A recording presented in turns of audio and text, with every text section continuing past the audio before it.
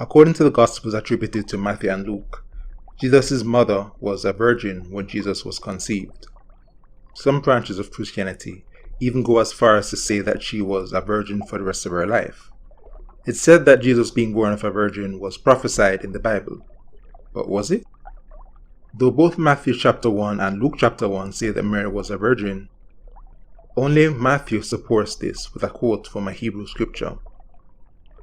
As Matthew 1 verses 22 and 23 says, "So all this was done, that it might be fulfilled, which was spoken by the Lord through the prophet, saying, Behold, the virgin shall be with child, and bear a son, and they shall call his name Emmanuel," which is translated, God with us. The author of Matthew here is quoting from the book of Isaiah. That translation of the name Emmanuel is a commentary not found in the original Hebrew text because, well, anybody who can read or speak Hebrew probably wouldn't need a translation. The quote comes from Isaiah chapter 7. According to this text, the prophet Isaiah's homeland of Judah was in danger of conquest, and so God gives a sign to the king of Judah through Isaiah. Then he said, "Hear now, O house of David, is it a small thing for you to weary men? But will you weary my God also? Therefore the Lord himself will give you a sign. Behold, the virgin shall conceive and bear a son, and shall call his name Emmanuel. Curds and honey he shall eat, that he may know to refuse the evil and choose the good. For before the child shall know to refuse the evil and choose the good, the land that you dread will be forsaken by both her kings.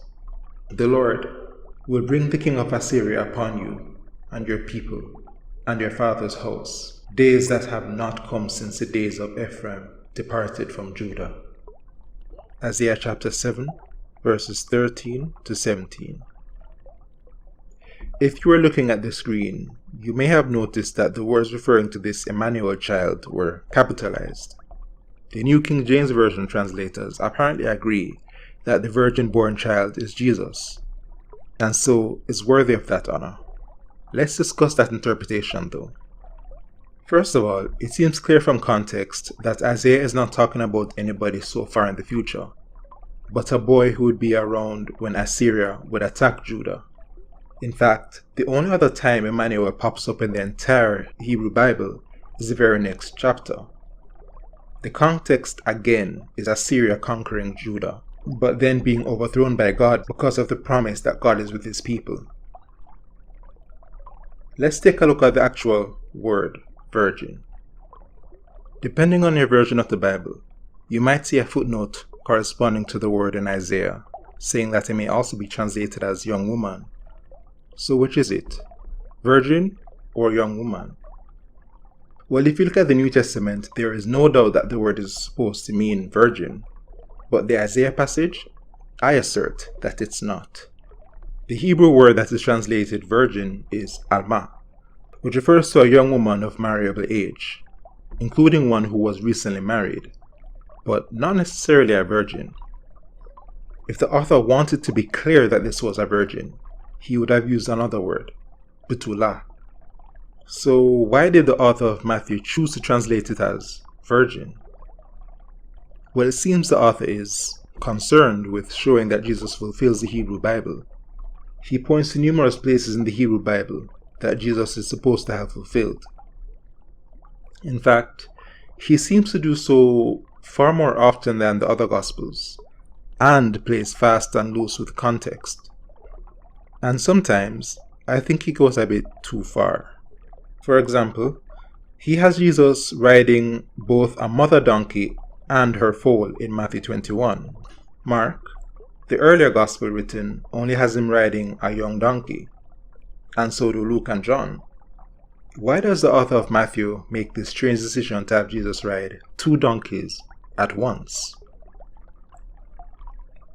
Well, it seems Matthew was not familiar with the style of writing used in the Hebrew Bible.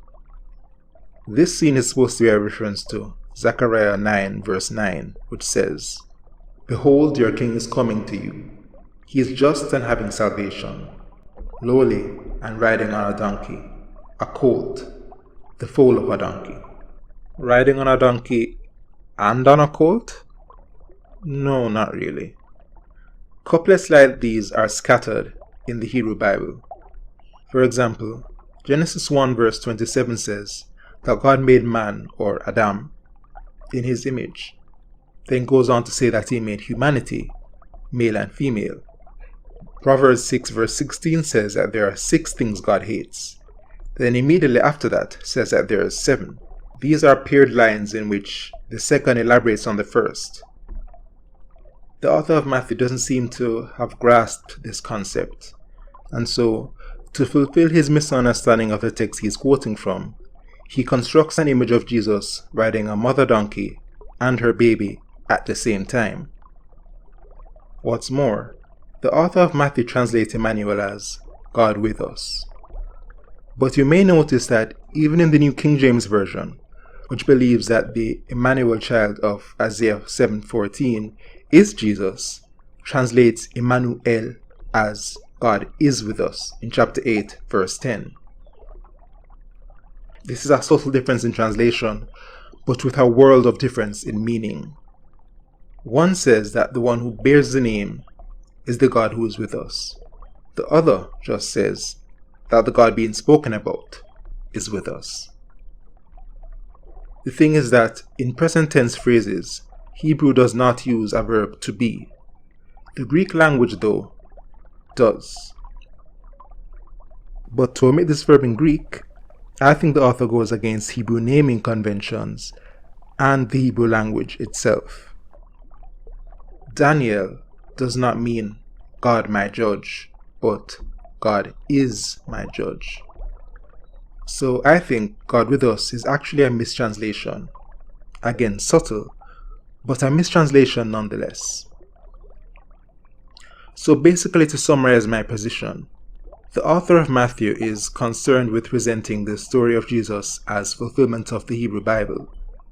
He does this by being loose with context and even twisting the story a bit so that it fits with his presentation. One of the ways he does this is by applying the prophecy of Emmanuel to Jesus, making his mother a virgin. The original sign or prophecy in Isaiah makes no clear mention of a virgin, and is meant to convey a sign or prophecy relevant to the impending invasion of the kingdom of Judah. Nothing to do with Jesus. So, was the virginity of Jesus' mother prophesied in the Hebrew Bible? I say, no.